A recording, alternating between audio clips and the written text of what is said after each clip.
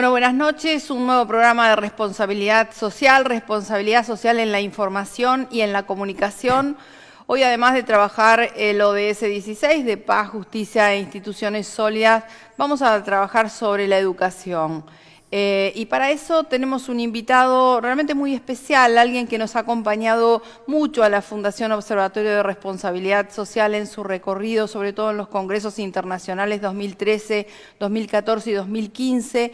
Estoy hablando de Baltasar Ojea. Baltasar hoy es director ejecutivo y cofundador de Úrsula, es vicepresidente de la Fundación FOVICE, Fondo de Vivienda, Sustentabilidad y Energías, es coordinador de la Conferencia Latinoamericana de Vivienda, Energías y Sustentabilidad, asesor técnico del secretario general de la Organización de Cooperación Educativa, organismo intergubernamental creado por países de América Latina, África, Asia, Pacífico y mundo árabe.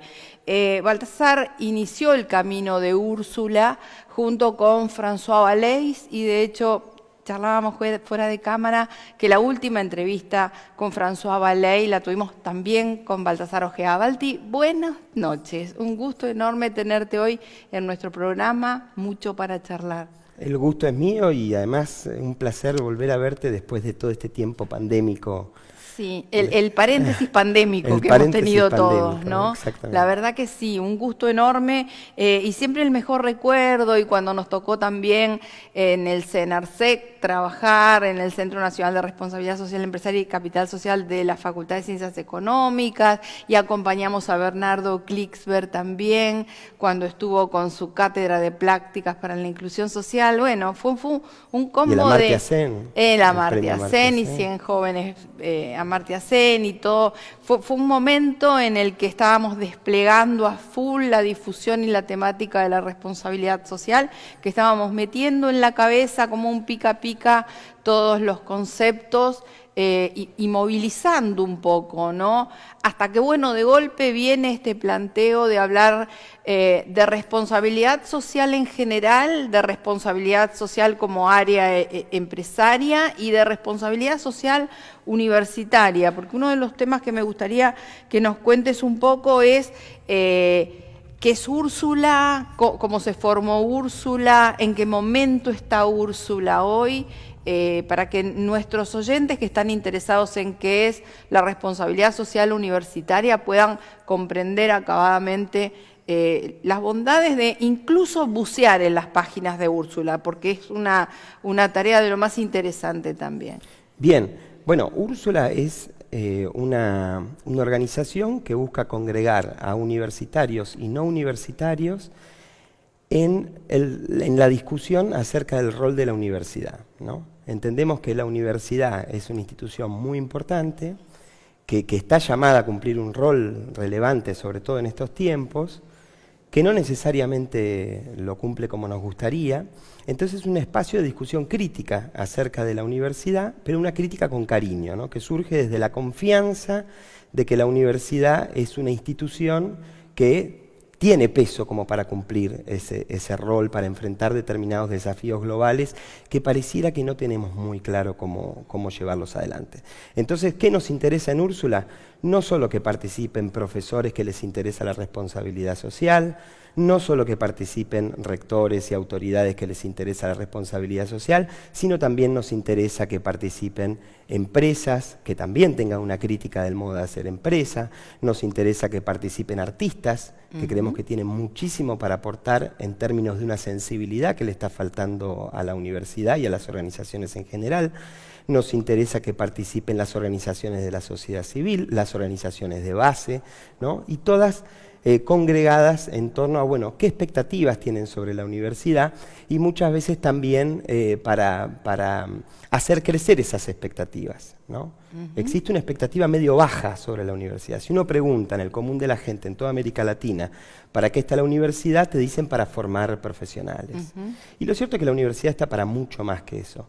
Está para producir conocimiento, para producir un conocimiento que sea socialmente útil, para para proponer mundos posibles en lugar de estar orientada por un único mundo que está impuesto por el sistema moral imperante, ¿no? Entonces, François Balays, que es el padre fundador de Úrsula, pero también de la conceptualización de responsabilidad social universitaria, él hace un planteo acerca de qué es la responsabilidad social, y él plantea es la gestión ética de los impactos, ¿no? Y esa es la definición que vamos a encontrar en todos los textos que existan sobre responsabilidad social universitaria, está esa definición. Lo que no está es desglosada y explicada, y merece ser explicada. François plantea una diferencia entre ética y moral, y él dice, bueno, la moral es aquel conjunto de valores que está ordenado, que está jerarquizado de determinada manera, y que es preexistente a la existencia de uno. Entonces uno aprende de esa moral para integrarse socialmente. Uno crece en el seno familiar, aprende determinados valores, si no conjuga con esos valores, se convierte en un paria, no logra esa integración social. Lo mismo le va a pasar en la escuela, lo mismo le va a pasar en el trabajo, le va a pasar en los grupos que vaya integrando, ¿no? Tiene que aprender de esa moral. Entonces dice Balays que la moral nos invita a obedecer. En cambio, la ética es una discusión crítica acerca de alguno de esos valores, o del conjunto de valores, o de cómo están jerarquizados esos valores. Se da muchísimo en las discusiones políticas que uno ve militantes, por ejemplo, discutiendo, que uno puede percibir que están transitando los mismos valores, pero que muchas veces tienen un ordenamiento diferente, y eso lo hace imposible o ininteligible para el diálogo. Se ve muchísimo en toda América Latina aquellos que tienen, por ejemplo, los valores republicanos por encima de los valores democráticos, frente a otros que tienen los valores democráticos por encima de los valores republicanos. Y están hablando con los mismos valores, pero con un ordenamiento diferente, ¿no?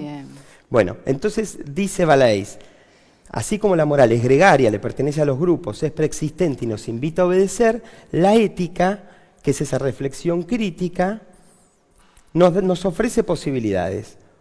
O confirmamos la moral o la desobedecemos. Entonces la ética nos invita a desobedecer.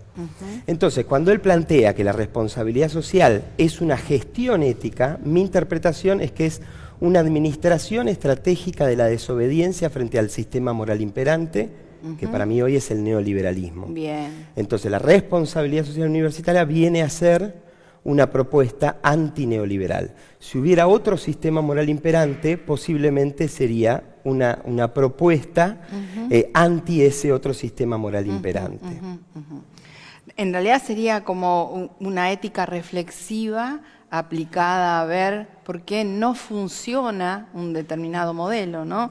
Un poco, hemos hablado en algún momento de que el inicio del camino de la responsabilidad social universitaria era a través de la extensión universitaria. Y el planteo de la RSU, además de tener que ver con los impactos concretos en educación, en investigación, en administración y en extensión, tiene que ver desde un punto de vista práctico con tratar de acercar la universidad al entorno. Correcto. Contanos un poco cómo estás viendo el panorama RSU en Latinoamérica, qué está pasando con Perú a partir de tener una normativa específica, cómo ves la posible bajada de esa expectativa en nuestro país. Bueno, creo que hoy hay cada vez menos discusión acerca de si responsabilidad social universitaria o no responsabilidad social universitaria, ¿no? Hay países como el nuestro y como Uruguay, por ejemplo, que siempre fueron más reticentes a hablar de responsabilidad social universitaria por dos razones. Primero, yo creo que por un error conceptual de pensar que es una disciplina que viene de la empresa, cuando tiene una definición bastante diferente a la responsabilidad social empresarial. Y el otro punto es por una creencia de que la responsabilidad social ya está ya es algo inherente al funcionamiento de la universidad, ¿no? Ahora, cuando uno plantea la responsabilidad social universitaria como paraguas político, ¿no? Es decir, que atraviesa todas las funciones sustantivas de la universidad, ahí ya se pierde un poco esa idea de que es algo que está contenido adentro, sino que es es una invitación a discutir los valores de la propia universidad, muchas veces para fortalecerlos, ¿no? Nosotros tenemos discursos que están prescritos sobre la universidad y que los repetimos, y uno va a cualquier universidad de América Latina y uno ve que es la autonomía universitaria, ¿no? Valores que son muy, muy importantes para la universidad, pero que hay que preguntarse si esos valores están realmente en juego o son un discurso que estamos manteniendo, ¿no? Cuando uno ve, por ejemplo, las políticas de investigación, en general el fomento es un actor externo a la universidad. Claro. En Argentina tuvimos durante todo el kirchnerismo un programa maravilloso de promoción del voluntariado universitario, ¿no? La pregunta que nosotros nos hacíamos en ese momento, yo estaba en la UTN, era, bueno, ¿qué pasa si un gobierno deja de actuar en esa promoción? De motorizar esa política pública. ¿Es realmente una decisión autónoma de la universidad o solo está aprovechando que hay algún financiamiento para agarrarse de eso y hacer proyectos? Bien. ¿No? La realidad mostró que cuando tiraron abajo ese programa, se redujeron un montón los programas de voluntariado en la región, ¿no? En Argentina en particular. Claro. Y desde por ahí las universidades latinoamericanas y también, ¿cómo se sale del corset? RSU está vinculado a RSE y está en área de extensión. ¿Desde qué lugar me miro en el entorno? Miro el entorno, busco hacerlo más sostenible. ¿Qué proyectos concretos me vinculan con la realidad desde la universidad? Me tocó a mí estar viendo algunas actividades de la Universidad de San Marco en Perú, y la verdad que tiene programas de voluntariado, programas filantrópicos más que de responsabilidad social, porque le cuesta enganchar a la empresa privada, a las organizaciones de la sociedad civil, para sumarse a la tarea colectiva de mirar a la universidad desde la responsabilidad social universitaria, pero con acciones concretas que comprometan al entorno, que lo ayuden. Exacto. Esto también lo están viendo ustedes, esto también lo están trabajando en Úrsula. Sí, de hecho es como la otra parte de la definición de responsabilidad social universitaria, ¿no? Pues dice gestión ética, que habíamos dicho que es la administración de la desobediencia, de los impactos. Y ahí ya nos ponen un brete cuando François habla de impactos, porque el impacto no es lo que hago, sino lo que hace aquello que yo hago. Claro. Entonces pierdo autonomía. Bien. Entonces el impacto es co-construido por otros. Ahí también entra la empresa, también entran los gobiernos, también entran las organizaciones de la sociedad civil. Entonces, ¿cómo hago yo para administrar una desobediencia frente a algo que yo no tengo control? La respuesta es la militancia. Es una universidad que tiene que militar una desobediencia. No digo que tiene que desobedecer absolutamente todo, no tiene que ser una universidad tonta, caprichosa, pero sí tiene que elegir, ¿no? de aquellos valores que quiere poner en crisis, que quiere poner en discusión, bueno, ¿dónde va a estar puesto su foco? Vos me preguntabas antes y no contesté respecto de qué pasó en Perú con la reforma, ley. Con la ley. Bien, para mí es buenísimo que exista ese instrumento legal. Creo que es demasiado pronto para analizar qué es lo que pasa en las universidades. Lo que yo vi hasta el momento, sin acercarme tanto, pero lo que vi hasta el momento es que lo que generó por ahí es más nerviosismo de la gestión de cómo hacemos para cumplir con la ley, como pasó con los procesos de mejora continua, ¿no? Sí, claro. 3 días antes de la auditoría, escribiendo las no conformidades para poder cumplir con determinada normativa, ¿no? Entonces, hay que ver hasta dónde esa imposición legal realmente está fomentando. ¿Aplica a la realidad o realmente barema o se legitima en lo que está pasando en la universidad? Pero primero me parece que es pronto, ¿no? O sea, a priori me parece bien que existe una ley que le dé algún tipo de marco y que lo ponga en agenda, ¿no? Pero también está esta otra parte de cómo la universidad se vale de sus propios valores, se vale de su propia autonomía, se vale de las discusiones en el cogobierno para poder provocar transformaciones revela reales. ¿Quién vino primero, la norma o la costumbre? Empieza ahí, ¿no? Exacto. Porque tienen que internalizar estos nuevos conceptos. nuevos, viejos conceptos que hoy van conceptualizándose, van redondeándose, porque también lo trató hace poco la Conferencia Regional de Educación Superior, ahí estoy, la que se realizó en Córdoba. En 2018. Planteó justamente el camino de la responsabilidad social universitaria. Exacto. Sin tenerla absolutamente contenida en América Latina y el Caribe, o encontrando focos donde está más avanzado, digamos, más internalizado, más trabajado. Y Baltasar, una pregunta. Nosotros, vos sabés también que desde la Fundación hemos trabajado mucho la vinculación entre la acción responsable y la política pública. Correcto. ¿Dónde ves que puede quedar esa construcción, ese vínculo o ese impulso desde el lado de la universidad? Bueno, yo creo que eso cobra sentido cuando la planificación de parte del Estado tiene un rol preponderante. Bien. Cuando no existe planificación de parte de los estados, de parte de los gobiernos, ahí medio que se pierde esas posibilidades reales de conexión entre el accionar de la universidad y la propuesta de gobierno, ¿no? Lo que comentabas recién justamente del programa de voluntariado. Por ejemplo. La interrupción, la falta de continuidad. Exacto, está bien, exacto. Está Incluso bien. El cambio acá se hablaba de voluntariado universitario, cuando hubo cambio de gobierno se empezó a hablar de compromiso universitario, ¿no? Que es un poco...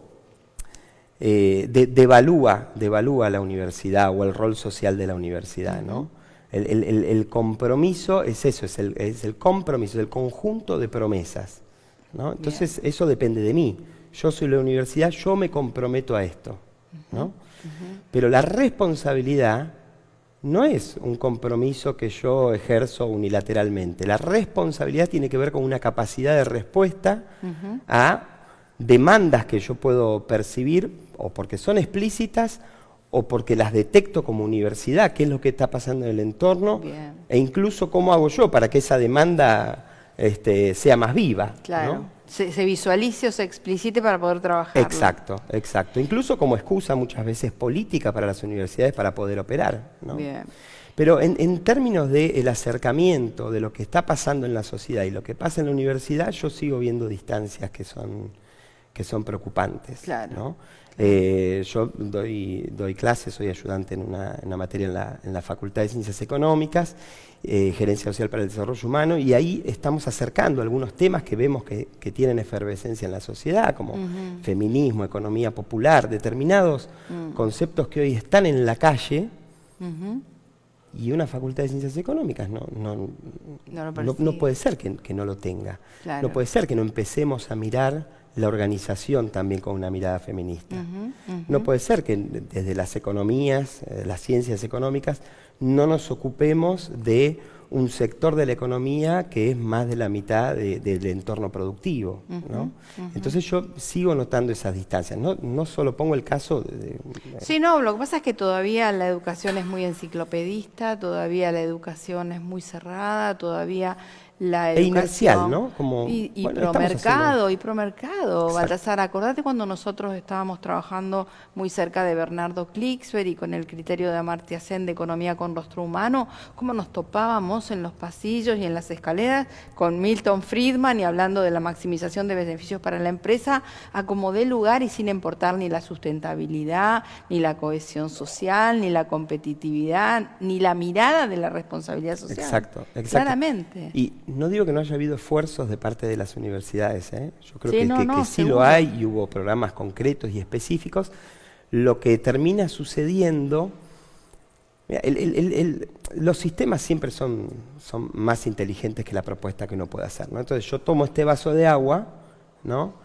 Y mi cuerpo va a decidir qué parte le sirve y qué parte no le sirve. Sí. Entonces yo, si en un sistema pongo una materia de responsabilidad social, lo que va a hacer el sistema va a decir esta parte me sirve, esta parte no me sirve, y se va a apropiar del concepto. Bien. Y el neoliberalismo hace un poco eso, ¿no? Sí, entonces se apropia feo de los se conceptos, apropia ¿no? del feminismo y hay Sí. una propuesta neoliberal de feminismo. Sí. Se apropia la responsabilidad social y hay una propuesta neoliberal de responsabilidad social.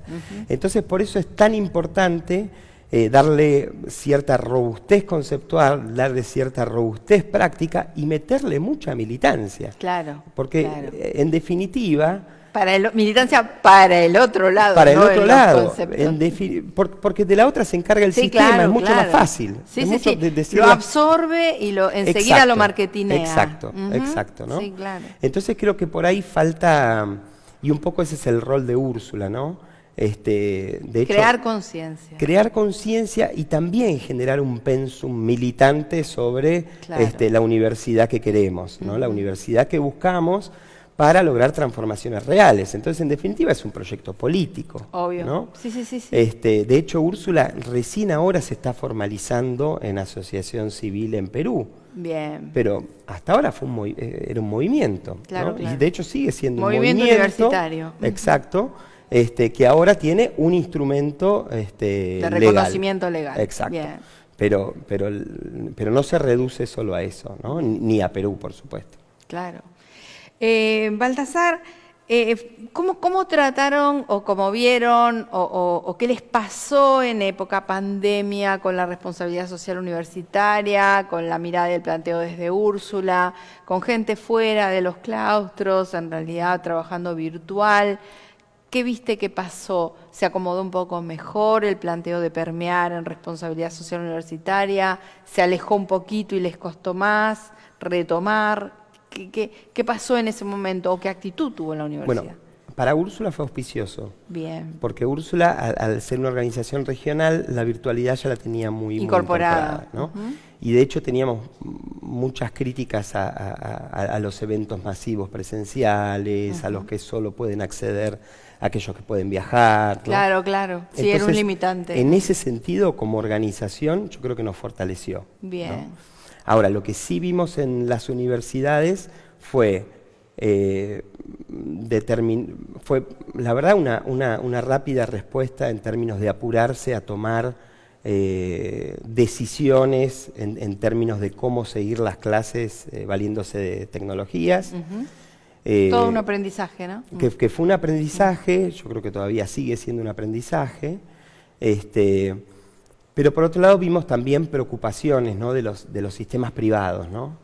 Que en general vieron caer muchísimo el ingreso, vieron caer muchísimo el pago de cuotas. Disparó. ¿no? Como que las universidades públicas en ese sentido estuvieron por ahí un poquitito con más continuidad, más continuidad, con más abrazo del Estado, y el sistema privado por ahí un poquito más en riesgo. Lo que en definitiva, no conozco el cálculo, pero en definitiva estamos en un momento del capitalismo que si se cae el sistema privado pone en riesgo el derecho a la educación, ¿no? Sí, tanto en la universidad como en los otros estamentos de la educación. ¿no? Entonces, bueno, ahí me parece que sí hubo un aprendizaje de cómo hacer, ¿no? Incluso desde los gobiernos, para poder balancear eso y que una caída abrupta de un sistema privado no te termine poniendo en riesgo el derecho a la educación. ¿no? Claro. Baltasar, aquel marzo del 2020... Pero nos devaluó también la discusión. O sea, nos llevó a discutir los límites de cómo hacemos para seguir dando clases. Claro. Cómo hacemos para seguir investigando. Eso no desembocó en cómo investigamos, con quién investigamos, para quién investigamos, quién financia la educación, qué tipo de profesionales formamos, y si formamos ciudadanos. Sí, había como una nube de incertidumbre que rodeaba todos los planteos, todos los planteos de los impactos de la RSU. En un principio de la pandemia, yo particularmente tenía esperanzas de que provocara algún tipo de transformación o de algún tipo de reflexión. Claro. ¿no? Por ejemplo, no sé... De golpe nos puso a todos en desafíos de educación en situación de encierro. Claro. Y eso no generó ningún tipo de empatía con la gente que está en cana. Claro. Ningún tipo de empatía. Mirá. ¿no? Qué locura, que ¿no? también ahí tenemos situaciones de educación más permanentes y más constantes. ¿no? Y yo lo que veo es que, por el contrario, ¿no? Seguimos en una lógica en la que hay personas que desean profundamente que otra persona esté encerrada. Claro. cuando no soportamos estar 1 mes y medio, 2 meses en nuestra casa, sí, y claro. muchos con comodidades para estar en la casa, ¿no? Entonces a mí la verdad que eso me desilusionó un poco Claro, te pinchó en tu planteo y formativo hacia los demás. Tampoco pongo la carga en la sociedad, digamos, No, que no, tenga no, que... bueno, pero es una- pero sí creo que debió de las haber duras habido realidades, actores sí. universitarios, de gobiernos, Sí, que pongan en juego ese tipo de discusiones que son filosóficas, pero Sí. que también son prácticas. Claro. Y que en definitiva teníamos una chance de ser un poco más humanistas, ¿no? Claro, y justo cuando nos interrumpimos para que termines de redondear tu respuesta, yo te decía que en marzo del 2020, que fue la última vez que nos vimos, prepandemia, y la charla con François Valeix, uno de los planteos que él traía y que también abrazó Úrsula mucho, fue la necesidad de un ODS 18 de empatía activa por la vida. Y un poco lo que vos me acabas de señalar que pasó en la pandemia, habla de qué trabajo da trabajar la empatía activa por la vida, ¿no? Sí. ¿Qué estás viendo? Sí, bueno, yo ahí no soy un experto en esa propuesta, ¿no? Pero ahí me parece que la deficiencia que tenemos es, y es una deficiencia pedagógica, es una deficiencia educativa, es cómo hacemos para pensarnos colectivamente.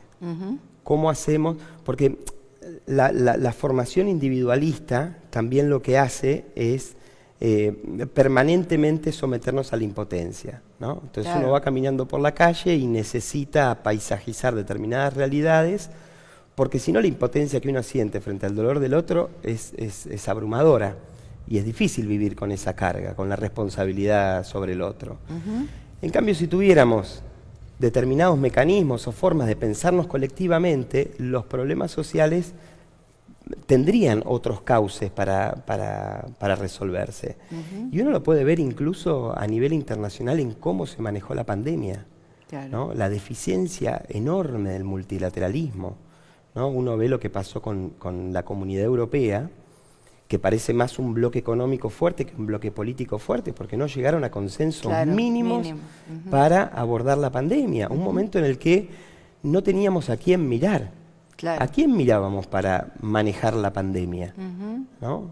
Y yo creo que en ese sentido, incluso las universidades, que por ahí sí tienen un poquitito más de trayectoria de juntarse, de buscar integración, bueno, deberían practicar cierto nuevo multilateralismo en América Latina. Yo recuerdo, creo que fue en el primer congreso que vos organizaste, que estuvo Lula, sí. que se le dio el honoris causa. En el primero y en el último estuvo Lula. Espectacular, Sí. espectacular.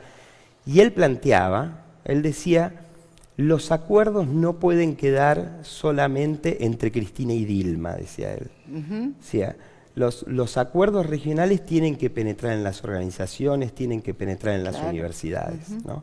Y yo creo que ahí tenemos un desafío enorme de integración regional en el que tenemos que trabajar, y yo creo que las universidades están en condiciones de hacerlo. Sobre todo después de este evento del 18, que hubo una postura muy fuerte de las universidades latinoamericanas diciendo, nuestro modelo es este, no es lo que está queriendo imponernos la UNESCO.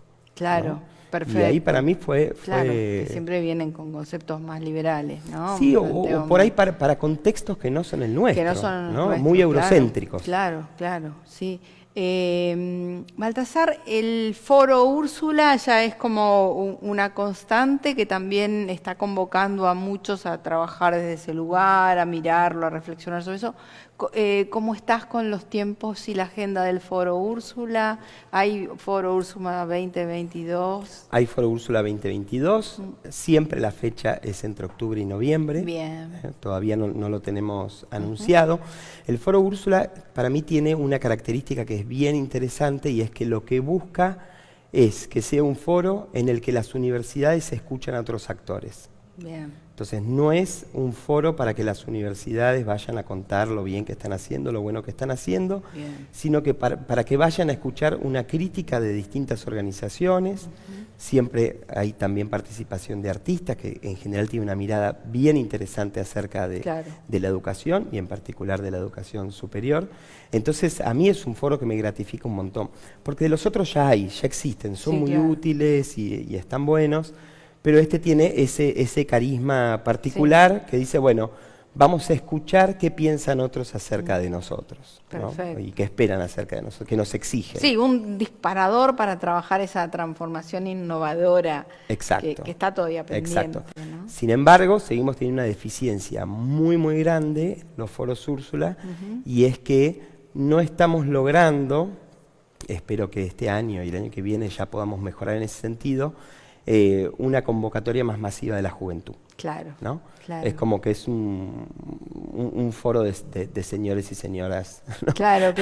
No se dan cuenta que son ellos los primeros invitados. Pero nos es falta... lo que decías vos, la convocatoria a la militancia. Exacto. Para poder hacer este bypass entre valores y ética. Exacto, mira, ¿no? Francisco de Miranda, que el precursor de la liberación de América, él le escribe una carta a O'Higgins cuando O'Higgins se vuelve de Inglaterra, ¿no? Y le dice que queme esa carta una vez que llegue acá, porque si no va a poner en peligro los secretos de la revolución y demás, ¿no? Y una de las recomendaciones que le hace, le dice, no confíes en nadie de más de 40 años, porque a los 40 años ya tiene demasiadas ataduras sociales, demasiados compromisos, entonces le va a costar amigarse con los conceptos de la revolución. Y hace una salvedad, dice, a menos que sepas que es amigo de las lecturas prohibidas, ¿no? Por la Inquisición en ese momento. Claro. Y yo, personalmente, yo cumplo 40 años este año, ¿no? La verdad es que en términos de revolucionario me veo menos confiable hoy, que a ¿no? los 20. Con 3 hijos, ¿no? Con muchas ataduras, que hace 10, 15 años. Entonces para mí es muy fundamental tener esa sangre nueva, esas voces frescas, que interpelen y que nos ayuden justamente a algo que supimos hacer en América Latina en los años 60, en los años 70, en los años 50, que fue exportar irreverencia, ¿no? Con todos los movimientos que tuvimos de los curas tercermundistas, de Paulo Freire, de la Revolución Cubana, ¿no? Digo, distintos movimientos que exportaban irreverencia al mundo. Bueno, a mí me gustaría un movimiento universitario que un poco juegue ese rol, ¿no? Buenísimo. Se nos fue el tiempo y me gustaría que para el final, que dejamos la presentación de 2 libros, uno que se llama Peronismo para Consumidores y otros textos sobre consumo y ciudadanía, que es de Juan Escobar, un excelente comunicador, un gran amigo. Si querés referenciar el libro como para convocar la lectura. A mí me pareció brillante, Él lo que hace un poco en el libro es, él viene estudiando el tema consumo hace muchísimos años, y un poco lo que él plantea es, dice, bueno, durante el peronismo se logró construir un tercer actor que no era el Estado, pero que tampoco era la patronal, que fue la CGT, ¿no? Y que ayudaba a mediar en esta, o por lo menos a negociar con el mismo peso entre la patronal y los trabajadores. Bien. Dice, bueno, hoy está desdibujado el trabajo como ordenador social y el capitalismo propone como único método de inclusión o de acceso a los derechos el consumo. Claro. Entonces debería existir una estructura paraestatal, digamos, que no sea del Estado, que también contribuya a mediar y a negociar esas cosas, ¿no? Con todo lo que consumimos, con la información que consumimos, que bastante mala es, con los productos que consumimos, que bastante poca información tenemos, ¿no?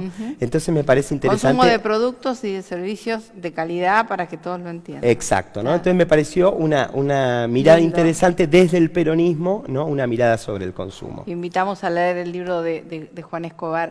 Y por otro lado, este libro que ya sacó Úrsula, François Valeix, es el compilador y el escritor, hacia una política pública latinoamericana de responsabilidad social universitaria. Y ojalá sea uno de los planteos y de las discusiones que se vayan a dar en la próxima CRES también, ¿no? Convocada por UNESCO, porque también hay mucho que debatir, que confrontar y que disentir en los términos en los que hablamos recién, ¿no? Este libro es resultado de algo interesante que planteó Úrsula desde el comienzo, que es de investigaciones colectivas, ¿no? Bien. Úrsula ha logrado juntar diferentes personalidades de distintas universidades de América Latina para producir investigación de muchísima calidad a muy bajo costo y realmente útil para las universidades. Así se hicieron 2 investigaciones continentales. Esta es la tercera, ¿no?, que lideró François, pero con 17 profesionales de distintas partes de América Latina. Y lo mismo el manual de segundos pasos, digamos, el modelo Úrsula, que todo esto, también están disponibles en unionursula.org, y es todo lo que produce Úrsula es gratuito en el sentido de que está disponible para todo aquel que quiera verlo. Bien, la página unionursula.org, muy interesante para invitarlos a bucear, a navegar por ella. Baltasar, muchísimas gracias por haber estado con nosotros hoy. Para mí también personalmente fue un placer enorme, que hacía tiempazo que no te veía y tanto camino recorrido juntos, ¿no? Ya, para mí es un placer y es un honor, porque cuando yo daba mis primeros pasos, vos fuiste de las personas que me dio lugar, fuiste de las personas que me abrió un montón de puertas para poder ejercer una vocación que no la tenía del todo descubierta. Entonces, bueno, no solo por la posibilidad de una entrevista, sino también por la posibilidad de encontrarme con una amiga a la que quiero muchísimo y respeto muchísimo. Así que para mí es un placer enorme. Gracias, Balti. Gracias. Nos vemos, buenas noches. Gracias a nuestro director, que siempre nos olvidamos de agradecer, que es Santiago Cunio hijo, que nos acompaña en cada producción de 40 minutos. Gracias. Si querés acceder a los mejores contenidos, entrevistas, informes y novedades sobre responsabilidad social, conectate a www.responsabilidadsocial.tv. Este año, formate en responsabilidad social. Hoy, el conocimiento solo no alcanza. En EduForce te ayudamos a comprender la realidad y te damos las herramientas para llevar la responsabilidad social al interior de tu organización. Desde un proyecto hasta una estrategia integral, te enseñamos a diseñarlos, ejecutarlos y a medir y comunicar los resultados. En nuestra plataforma digital podés encontrar textos, videos y participar de clases en tiempo real con el profesor y otros alumnos. Lo haces a tu ritmo y desde la comodidad de tu casa. Llevamos más de 10 años formando las nuevas generaciones de líderes comprometidos con el desarrollo sostenible y ahora también en perspectiva de género. Ingresá en eduforce.com e inscribite.